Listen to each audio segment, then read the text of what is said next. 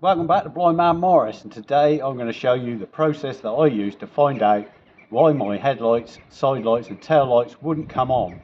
So we were coming home the other night and we were driving along nicely. It was dark and occasionally the lights would flicker. Amber said, "The lights are flickering," and I said, "Well, I can't see that because my eyes flicker, so it doesn't make any difference to me." Well, you can't see the lights. I can't see the light. There's no need for that. So we went through the standard process. Everything didn't work, so the lights just went dead. So we've come to check them this morning. No tail lights, no headlights. Brake lights work fine. Indicator work lights fine. So that's pointing to a failure in the main beam and headlight. The horn works. The horn works. Look, the horn does beep. So we know it's nothing to do with the fuse. It's not the fuse. It's not the fuse, basically. But we did clean and change the fuse anyway. And then we wiggled all the wiring looms, and that didn't show anything. So I said, well, let's go right back to the beginning and we'll start from testing the switch. So is there power to my switch at the dashboard end? So I know ideally you would take off the switch, wouldn't you? But we can't because ours is seized. I'm going to have to cut it off. But Yeah.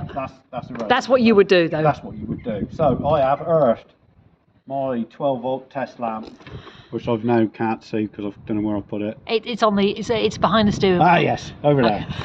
Yeah, I know what We've earthed it to the steering column. We did try underneath, but it didn't get a good earth, so we've earthed it to the steering column. So, and I tested it using my loop wire, which I've got in my pocket here, by connecting it live to the battery till that test lamp came on. So it means I know I've got a good earth. So I know I've got a good earth.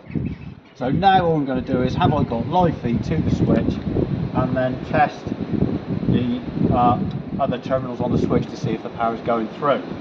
So let's see if I've got live to the switch. Yep. So I have live to the switch. So that switch is now live. So the switch is off. So Yep. if I go around to the back of the other end of the switch. Let's go to a S2. Let's try that's S1. No. And S2. No. Let's do that again. Live to the switch. No. Live to the switch. Yes. Yes, that's the live. Right, let's try. That's got good.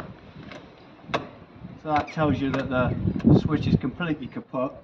So we've got the live feed's gone to the switch, and then when the live feed stops is the break in your circuit, and now I diagnose that the fault is at the switch end. It's probably the original switch, so it's time to get a new switch. So I'm going to leave it like this. We'll order up a new switch, refit, and get back on the road in the evening.